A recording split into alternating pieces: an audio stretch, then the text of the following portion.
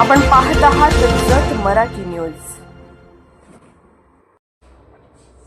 वळसंगमध्ये खुल्या विहिरीचा जीव घेणा धोका तात्काळ बंदिस्त करण्याची नागरिकांची मागणी, आंदोलनाचा इशारा। जत तालुक्यातील वळसंग येथील कुलकर्णी गल्ली परिसरातील रस्त्यालगत असलेली खुली विहीर लहान मुलांच्या जीवासाठी गंभीर धोका ठरत असल्याची चिंता नागरिकांकडून व्यक्त होत आहे। या विहिरीभोवती कोणतीही सुरक्षित बंदिस्त व्यवस्था नसल्याने नागरिकांमध्ये भीतीचे वातावरण निर्माण झाले आहे। सदर विहिरीच्या शेजारीच अनेक वर्षापासून उभे असलेले मोठे चिंचेचे झाड आहे। चिंचा खाण्यासाठी परिसरातील लहान मुलांची येथे मोठ्या प्रमाणात वर्दळ होत असते।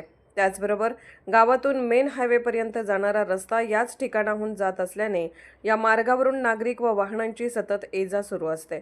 विशेषतः शाळेत ये-जा करणारी मुले या रस्त्यावरून जात येत असल्याने अपघाताची भीती अधिक वाढली आहे।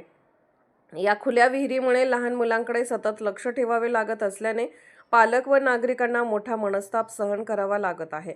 तसेच या विहिरीतील पाणी कोणीही वापरत नसून त्यामध्ये मोठ्या प्रमाणात कचरा साचलेला आहे। त्यामुळे या विहिरीचा नागरिकांना कोणताही उपयोग होत नसल्याची ग्रामस्थांची तक्रार आहे।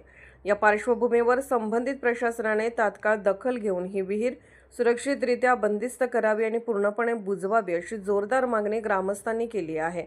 अन्यथा याबाबत तीव्र आंदोलन छेडण्याचा इशारा वळसंग येथील ज्येष्ठ नागरिक श्रीकांत शिंदे सरकार यांनी दिला आहे।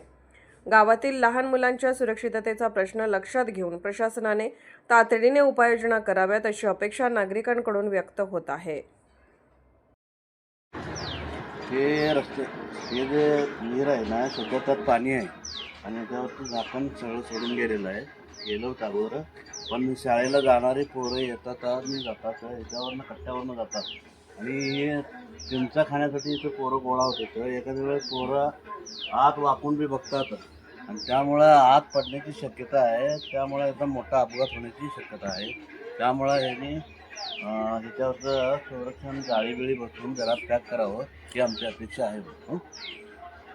रस्त्याला लागून विहीर असल्यामुळं लहान मुलं इकडून ये जा करत असतात आणि ह्या चिंचेच्या झाडामुळं पोरं इथं चिंचा खायला इथं थांबतात आणि ह्या विहिरीवर बी येतात आणि एखाद्या वेळेस चुकून आत पडलं तर त्याला कोण जबाबदार? शासन जबाबदार आहे का कोण जबाबदार आहे? ते दखल त्यांनी घेतली पाहिजे आणि ग्रामपंचायतला पण कळवलं आहे 2-3 वेळा आणि त्यांना बी लक्षात आणून दिलेलं आहे। फोटो पण काढून त्यांना दाखवलेला आहे। त्यांनी असं करतो म्हणून सांगितलं, आश्वासन दिले, पण अजून काही झालेलं नाही।